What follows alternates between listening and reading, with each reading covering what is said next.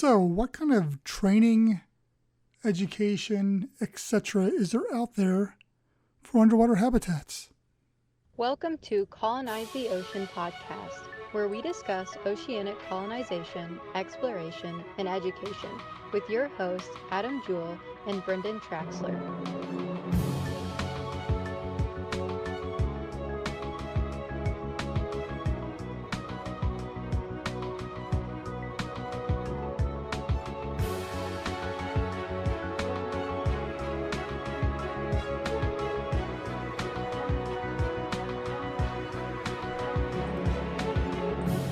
Training is something that we go through for almost all aspects of life, whether it's driving a car, getting on an airplane, school, etc. Training is just part of our life, but some is a little bit more extreme than others. And when you're dealing with extreme pressures and life and death situations, you want to make sure that it's the best you can get, and you want to make sure you're comfortable. So that's kind of where underwater habitats, that leans in. Up till now, we look at what's happened in the past, back with the Con Shelf days, Tektite, Sea Lab, all those. Back in those early days, especially back when scuba was still in infancy, it was very much a try it and see what works out. And that was kind of the goal of a bunch of those early underwater habitats, was testing what the human body could tolerate in different environments. So the training was, the events were the training. There was no training. It was just go and try it out. Fortunately, we're well past that now.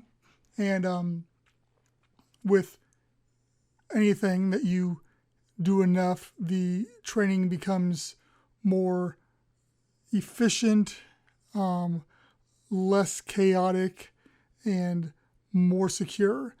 And even with underwater habitats like Aquarius, even though it is a pressurized environment where you have to deal with decompression and saturation and all those different aspects of diving, almost any comfortable scuba diver can go and dive on that and go down there and stay. Of course, if you have the money and you're invited and all those type of things. But what I'm saying is the ability to do so is there. And that's just going to change moving forward more and more, especially as we get away from ambient pressure underwater habitats and we go to single atmosphere underwater habitats. The need for that training will diminish. And that's kind of the goal. You want that transition from land to ocean, as I've spoke with many times, to be as seamless as possible so that anybody can come and visit. You don't want to have to stop somebody. They're coming to visit your place and then have to sit for a 2 or 3 hour long workshop on how to spend the night at your underwater hotel. And that's not even the case now. Like I said, when we were at Jules a couple years ago, you had to sit and you had to go through a really quick 15-minute, half-hour course, and that was about it. But once again, we were divers. We knew some of the aspects, and we kind of knew what we were getting into. If you weren't a diver, you had to get certified, etc. I'm going off of here, but the point is that with anything, look at airplanes, which I mentioned at the very beginning. Anymore, it's you get on, they tell you 5 minutes on the plane, here's what you expect, and you fly off. It's going to be the same with space flight eventually as well, where they'll be open to the masses, and it will be as simple as a 5-minute. Your stewardess, your steward, whomever, will just give you your little FYI, and you'll be on your way. And same thing with underwater habitats. It's going to be similar to that down the road, in the near future, I believe, as well. Another thing that's going to open up the whole aspect is VR, as it becomes more and more seamless and open to the masses. The ability to do all your pre-training or experience a bunch of these things in a VR environment will be there as well. So whether it is the actual training aspects, especially when you're doing saturation diving, or you want to just visit another location, that's where VR comes into play. Now, it's never going to take the place in its current design of actually going there, but it may be a nice alternative to that.